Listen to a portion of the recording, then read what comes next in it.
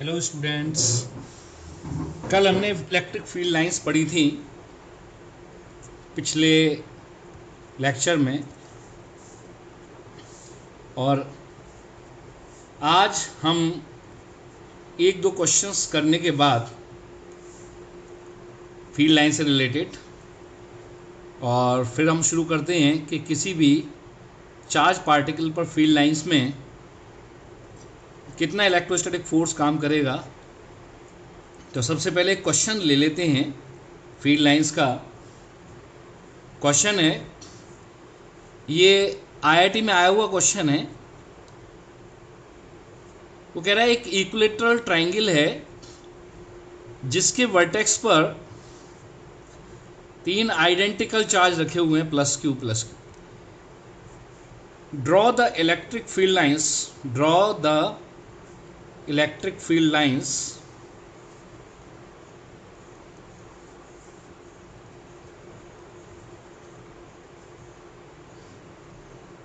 for the given charge system।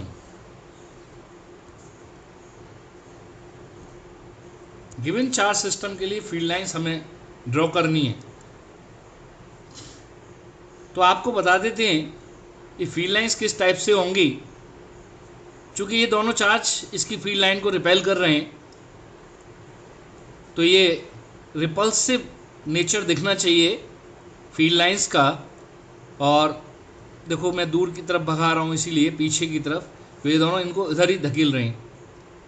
कितना भी पास आने की कोशिश करे, बिल्कुल एग्जैक्टली सेम काम इसकी फील्ड लाइन के साथ होगा, क्योंकि ये दोनों मिलकर इसके लिए यही काम कर रहे हैं।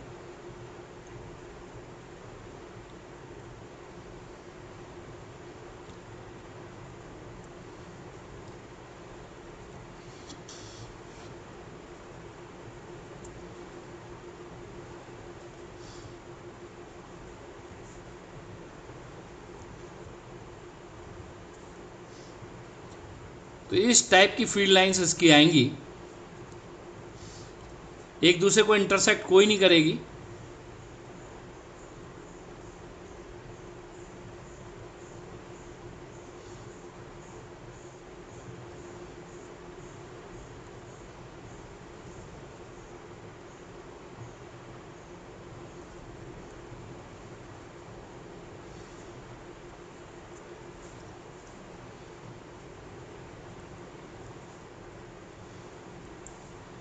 इस टाइप की फील्ड लाइंस बनेंगी। तो ये ध्यान रख लेना, जेई का क्वेश्चन था, तो काफ़ी इंपॉर्टेंट क्वेश्चन था। ये कभी भी कहीं भी पूछा जा सकता है।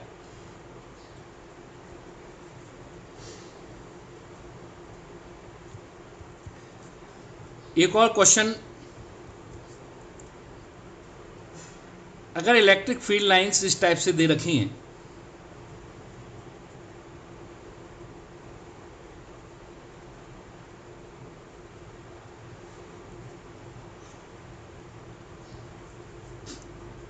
एक पॉइंट यहां दे रखा है, दूसरा पॉइंट यहां दे रखा है, और तीसरा पॉइंट यहां दे रखा है, ए बी सी। और वो पूछ रहा है, बताइए 3 पॉइंट पर जो इलेक्ट्रिक फील्ड के जो मैग्नीट्यूड हैं, compare the magnitudes.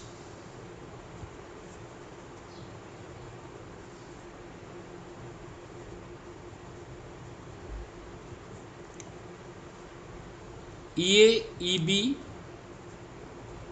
And E C, तीनों जगह पर जो फील्ड है उसके मैग्नीट्यूड को कंपेयर करो। तो हमने बताया था, जहाँ पर लाइन ज़्यादा डेंस होंगी वहाँ पर फील्ड ज़्यादा होगा।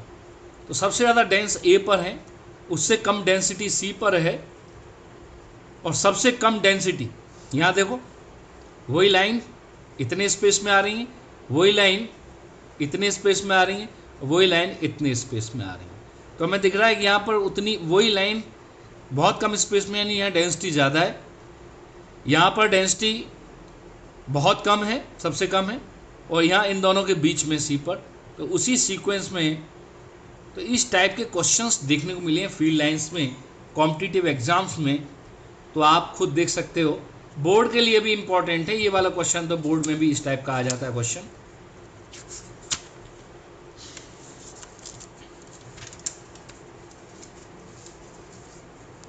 अब हम एक बात और कर लेते हैं, एक क्वेश्चन बहुत आता है, अगर इलेक्ट्रिक फील्ड लाइंस हैं और वहां पर जैसे electric field lines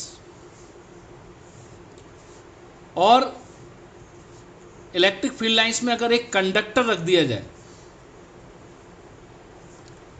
if a conductor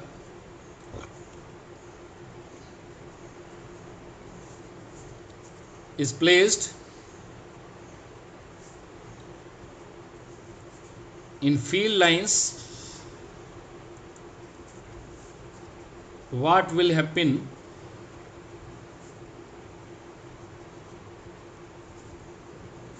to uniform field? अगर हमने यूनिफॉर्म फील्ड में, एक यूनिफॉर्म फील्ड था उसमें एक कंडक्टर रखा, तो अभी हम डॉटेड दिखाएंगे, रखने के बाद ऐसी नहीं होंगी, रखने से पहले ये फील्ड लाइंस ऐसी हैं। इसको हटा देता हूं मैं, अभी ये प्रेजेंट नहीं है। जैसे ही मैं कंडक्टर रखूंगा, यानी यहां पर जैसे ही कंडक्टर रखूंगा तो फील्ड लाइंस हमारी बिल्कुल चेंज हो जाएंगी। और यहां से कंडक्टर की प्रॉपर्टीज में मैं ये आगे पढ़ाने वाला हूं, लेकिन यहाँ पर भी थोड़ा बता दूं क्योंकि यहाँ फील्ड लाइन की बात चल रही है।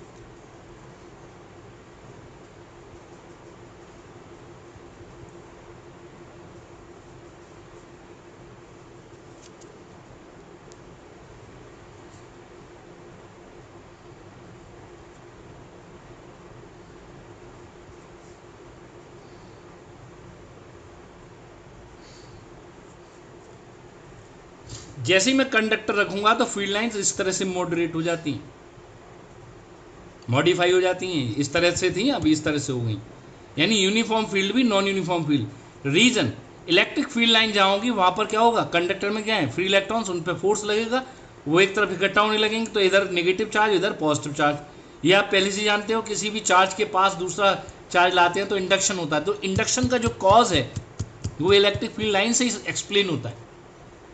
और जो फील्ड लाइन्स हैं वो क्या होंगी, यहाँ पर जाकर के एब्जॉर्ब हो जाएंगी, अंदर से नहीं जाएगी। कोई भी फील्ड लाइन मेटल कंडक्टर के अंदर एंटर नहीं कर सकती है। तो ये इंपॉर्टेंट बात यहां पे याद रखनी है, know field line can enter into the conductor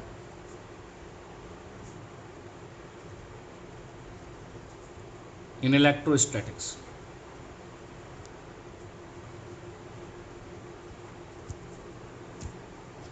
कोई भी फील्ड लाइन इसमें एंटर नहीं कर सकती, सरफेस पे ही आती हैं। और इधर चूंकि जितना नेगेटिव था इधर पॉजिटिव, पॉजिटिव चार्ज से दोबारा एक और बात, दूसरी बात, field lines are always, field lines are always perpendicular to the surface of conductor। Conductor के सरफेस में हमेशा परपेंडिकुलर होंगे। कोई भी फील्ड लाइन कोई दूसरा एंगल नहीं बना सकती, हमेशा परपेंडिकुलर होंगी। यानी अगर एक चार्ज सरफेस है, ये कंडक्टर है और इस पर कोई चार्ज है मान लो प्लस, तो जो फील्ड लाइन होगी ऐसे नहीं हो सकती, ऐसे भी नहीं हो सकती, ऐसे होगी, बिल्कुल परपेंडिकुलर होगी, 90 डिग्री का एंगल बना रही होगी किसी भी पॉइंट पे, याद रखना है हमेशा। अब हम दूसरी बात यहां पर स्टडी करते हैं, electrostatic force, electrostatic force on A charge placed in electric field lines. Electric field lines में जो हमने चार्ज रख दिया है उस पर कितना फोर्स लगेगा।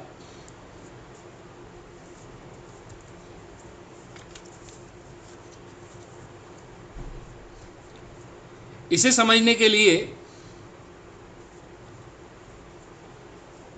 हमें ज़्यादा मेहनत नहीं करनी है।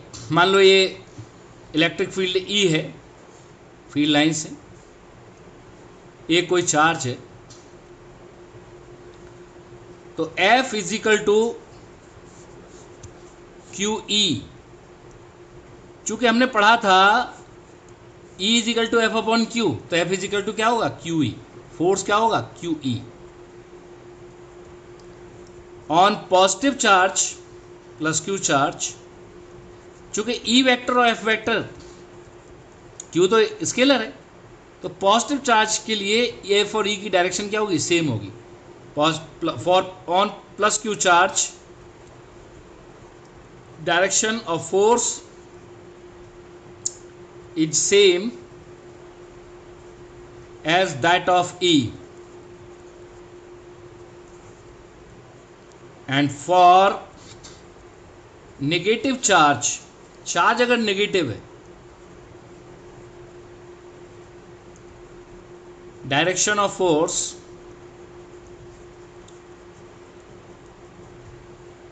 is opposite to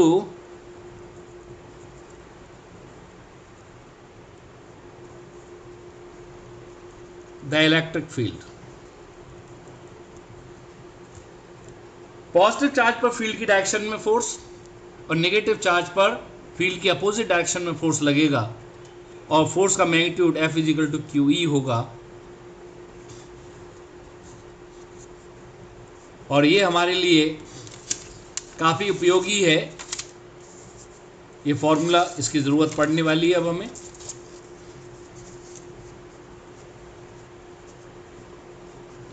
एक हम क्वेश्चन ले लेते हैं।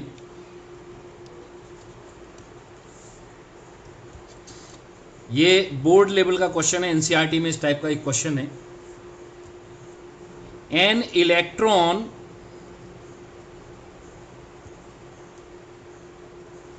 and a proton are released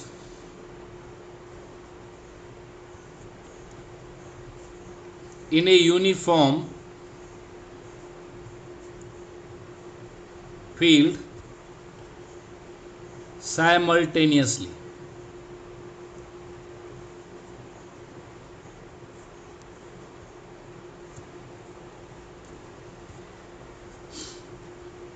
If both travels equal distances,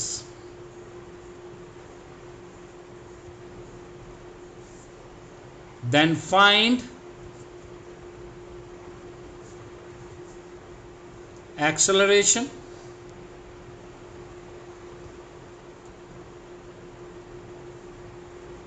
ratio of their acceleration, ratio of their acceleration, ratio of their time,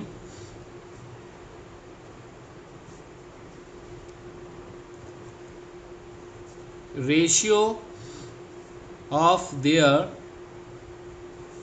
velocities, उनकी वेलोसिटीज़ का रेशियो क्या होगा, उनका एक्सेलरेशन का रेशियो क्या होगा, और टाइम का रेशियो क्या होगा। बहुत अच्छा, बहुत सुंदर क्वेश्चन है ये, और बहुत ज़रूरी क्वेश्चन। तो आप सीधा फॉर्मूला लिखेंगे, सॉल्यूशन में मैं सीधा लिखूंगा फॉर्मूला क्या, F equal to q E. यहां पर चूंकि डायरेक्शन से रिलेटेड कोई बात नहीं पूछी, आपको बता दें electron and proton will move opposite to each other in the same electrostatic field, F equal to q E. Therefore direction of force on the two will be opposite।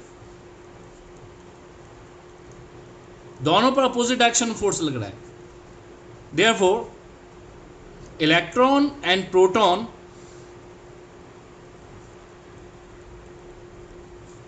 will move opposite to each other.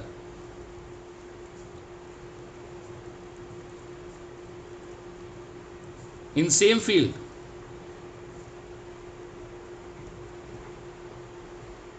Move opposite direction में करेंगे तो हम यहां बात कर लेते हैं। F is equal to QE from F is equal to QE. Force on electron minus EE. Electron का चार्ज कैसा है? नेगेटिव, तो फोर्स कैसा दिखाऊंगा? माइनस।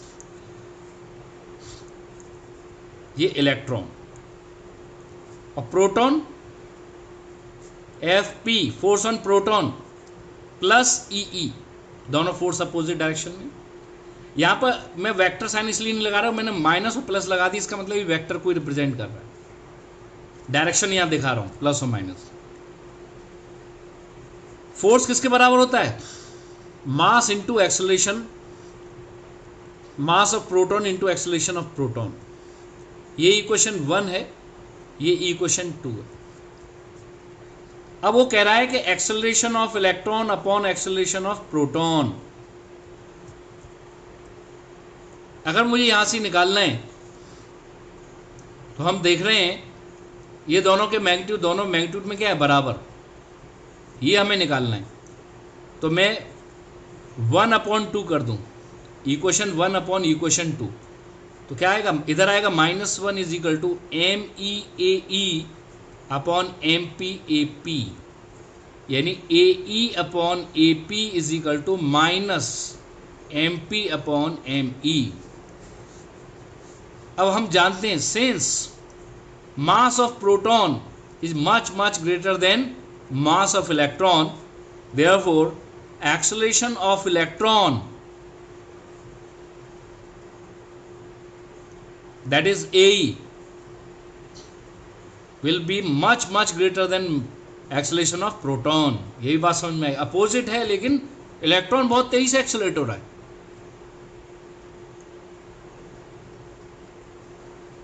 तो एक बात हमने सॉल्व कर ली। दूसरी बात उसने पूछी थी कितनी देर लगेगी, टाइम, डिस्टेंस सेम। तो दूसरा पॉइंट है रेशियो ऑफ टाइम।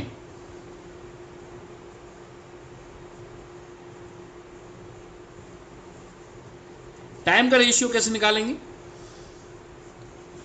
टाइम का रेशियो निकालने के लिए हमें देखना पड़ेगा फॉर्मूला क्या होता है।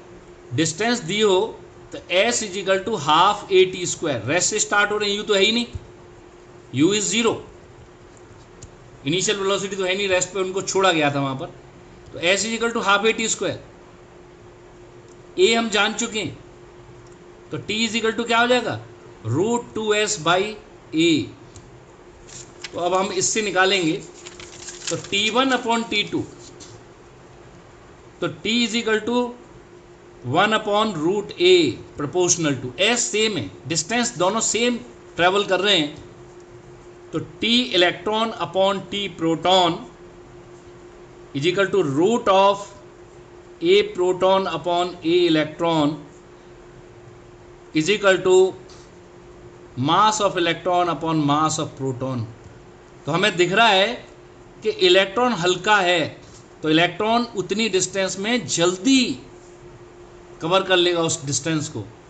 तो ये इसका आंसर हो गया। तीसरी बात और थी वेलोसिटी। वेलोसिटी क्या होती है? v²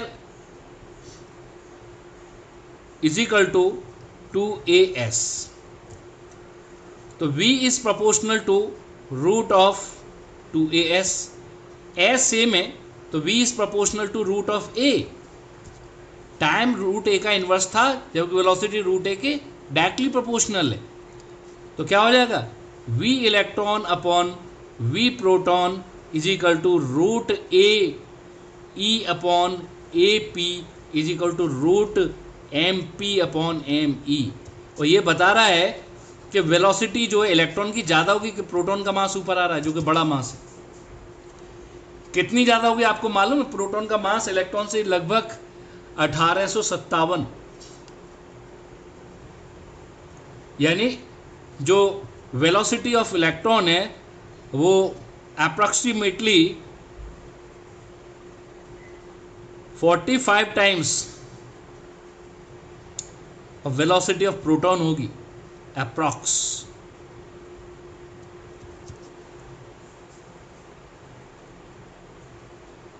तो ये क्वेश्चन आपके लिए काफी अच्छा क्वेश्चन माना जाता है। एक और क्वेश्चन आता है,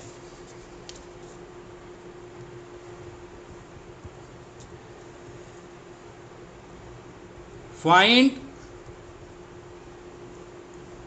the electric field strength which can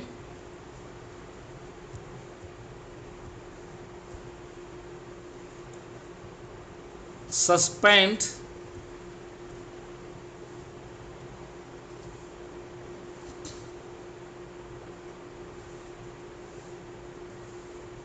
a charged proton in vacuum near earth. Earth के पास वैक्यूम में एक प्रोटॉन को हवा में लटका सके, मतलब वैक्यूम में लटका सके, गिरने ना दे, वो इलेक्ट्रिक फील्ड बताओ। तो मास ऑफ प्रोटॉन इनटू जी, ये क्या है? Gravitational force. ये इसको नीचे ला रहा है, तो ग्रेविटेशनल फोर्स कितना है? वो एम पी इंटू जी है, ये इसको नीचे ला रहा है। और इलेक्ट्रोस्टैटिक फोर्स ये कितना होगा? ई इंटू ई।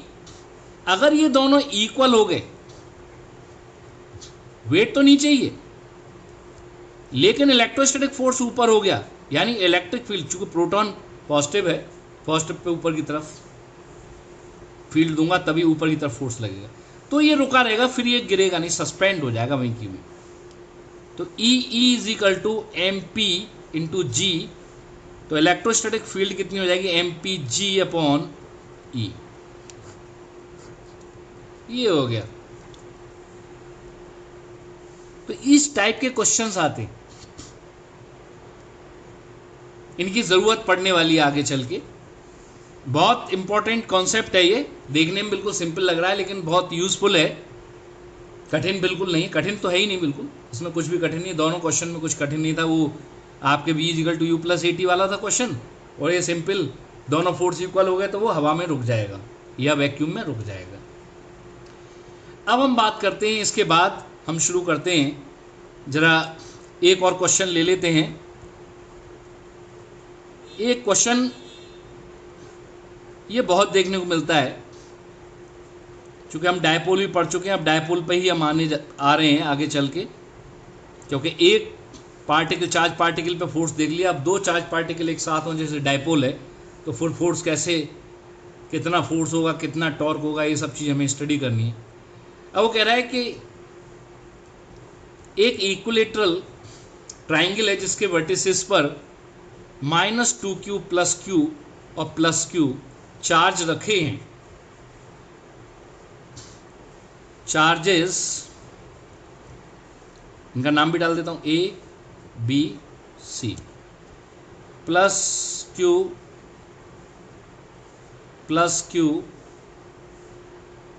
ए बी सी, -2q पहले लगेंगे, and plus q are placed at the vertices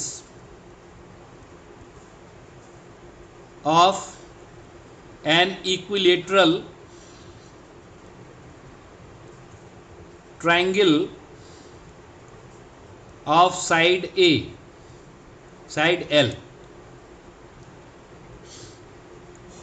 Find the dipole moment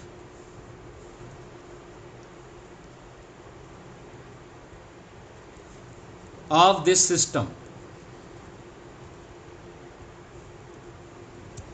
इस सिस्टम का डायपोल मोमेंट कितना होगा, क्वेश्चन ध्यान से, मैं इसको यहीं रख रहा हूँ, क्वेश्चन आपको दिखता रहेगा। मैं दूसरे पेज पर इसको सॉल्व कर रहा हूँ, ऐसे तो उसके पीछे ही करना चाहिए था, लेकिन मैं उस पर कुछ और लिख लूँगा, दूसरे पेज पर सॉल्व कर देता हूँ। ये देखिए,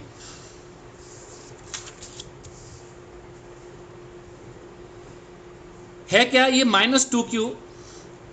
अब डायपोल मोमेंट की बात कर रहा है तो मुझे डायपोल बनाना पड़ेगा, -q + q, 2 -q, इस -2q को 2 -q चार्ज से मिलके बना मान लेता हूं, तो एक डायपोल ये बन गया जिसका डायपोल मोमेंट ql, दूसरा डायपोल ये बन गया जिसका dipole moment ql।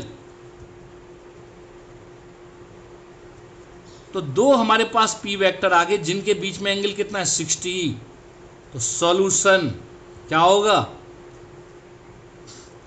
There will be 2 dipoles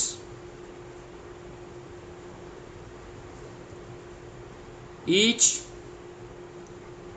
of dipole moment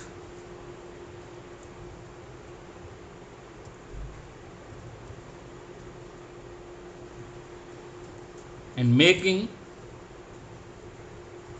angle 60 degree with each other. Therefore resultant law of parallelogram से आएगा,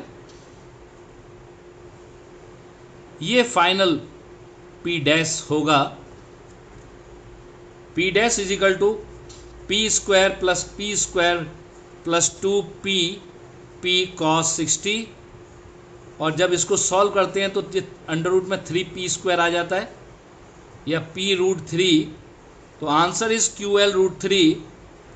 और डायरेक्शन दोनों के बिल्कुल बीच में 30 degree with any one of the dipole, making angle 30 degree between the two dipoles. ये इसका जवाब हो गया। अब हम बात करते हैं, जब डायपोल के ऊपर बात चल रही है तो हम जरा लास्ट पॉइंट आज डिस्कस कर लेते हैं, forces related. Force and torque.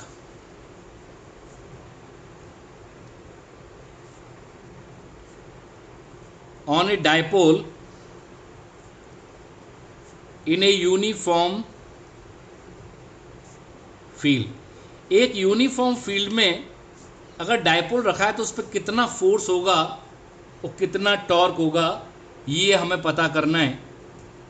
तो हम क्या करते हैं, एक यूनिफॉर्म फील्ड बनाते हैं।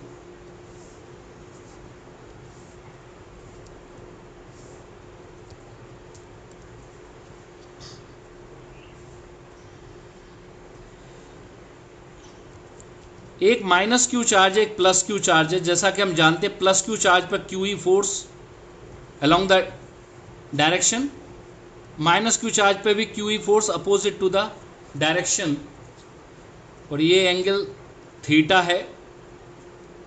तो नेट फोर्स, पहला है फोर्स, तो नेट फोर्स कितना होगा, 0 हो जाएगा, क्यों, +QE और -QE, नेट फोर्स 0। लेकिन टॉर्क 0 नहीं हुआ। डायपोल की लेंथ हम L ले लें चाहे 2A ले लें, 2A लेंथ लेते रहे, वही ले लेते। टॉर्क क्या होगा, टॉर्क होता है दो इक्वल और अपोजिट फोर्सेस काम कर रहे हो तो टॉर्क क्या होता है, any one of the force. अब टॉर्क के बारे में बताएं, क्यों टॉर्क फॉर्मूला तो बहुत जल्दी आता है लेकिन इस बच्चों को समझ में कम आता है, उसका कारण जान लीजिए, वो आज बात समझ लीजिए। पहले तो हम ये बच्चे ये पूछते हैं, सर आप अपने आप बता देते हो कि यहाँ टॉर्क लगेगा, हमें कैसे पता पड़े टॉर्क लगा है। ध्यान रख लेना, टॉर्क हमेशा पॉइंट पे कभी टॉर्क नहीं लगता। एक पॉइंट है, पॉइंट बॉडी पर टॉर्क नहीं होगा। हाँ, पॉइंट बॉडी अगर किसी चीज़ से, किसी रिजिड चीज़ से अटैच्ड है या किसी पॉइंट के अबाउट उस पर कोई किसी फोर्स का टॉर्क तो ले सकते हैं, लेकिन अगर बॉडी पे टॉर्क की बात चल रही है किसी बॉडी पर, तो डेफिनेटली वो एक रिजिड बॉडी है। और उस बॉडी की एक और खासियत है, उस पर लगने वाले नेट फोर्स जीरो तो हो गए, लेकिन उनकी लाइन ऑफ एक्शन सेम नहीं है। तो जब बॉडी पे हम जब टॉर्क की बात करते हैं तो उसको बोलते हैं कपल। टॉर्क का एक फॉर्म है कपल। ये हमेशा रिजिड बॉडी पर ही होगा। टॉर्क तो हम एक फोर्स का निकाल सकते हैं, कहीं से भी किसी भी पॉइंट के अबाउट निकाल सकते हैं, लेकिन कपल जब की बात करेंगे, कपल मीन्स नेट फोर्स तो जीरो हो गया किसी सिस्टम पर, लेकिन वो दोनों फोर्स एक ही लाइन में नहीं थे। देखो जी, पेन, अगर कोई इंसान इधर से पुश करे, इसको इधर से पुश करे, बराबर फोर्स से करे, तो नेट फोर्स जीरो है। नेट फोर्स जीरो की पहचान क्या? सेंटर ऑफ मास नहीं हिलेगा, लेकिन घूमने लग गया। यानी इन फोर्स ने एक टॉर्क डेवलप किया जिसने इसको रोटेशन दे दिया। ये बात समझने की होती है। तो ये जो टॉर्क है इसको कपल बोलते हैं। जब एक रिजिड बॉडी पर नेट फोर्स जीरो, यानी एक से ज़्यादा फोर्सेस काम कर रहे हैं लेकिन उनका रिजल्टेंट जीरो है, लेकिन वो फोर्सेस सेम लाइन में नहीं है, तो दोनों मिलकर के एक कपल प्रोड्यूस करेंगे और ये कपल ही उसको रोटेट कराएगा। तो ध्यान रख लीजिए, टॉर्क यहां पर इसको कपल भी बोलते हैं। The two forces acting on dipole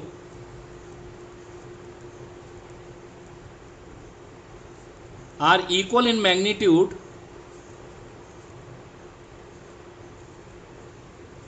but opposite in direction. Therefore net force zero.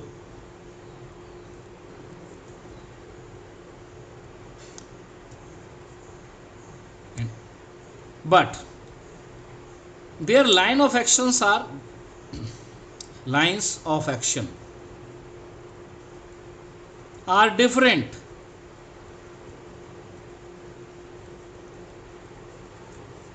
और ऐसा होने से क्या हो गया? Lines of action are different, therefore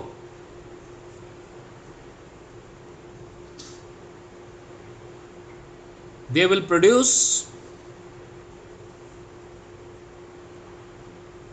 a couple.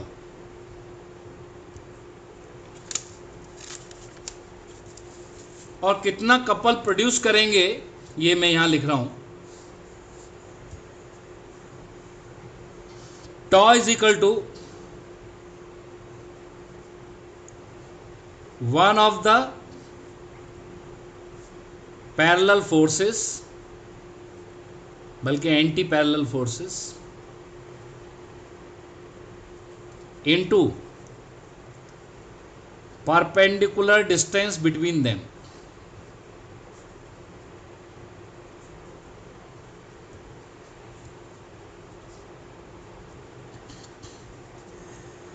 One of the anti-parallel forces into perpendicular distance between them.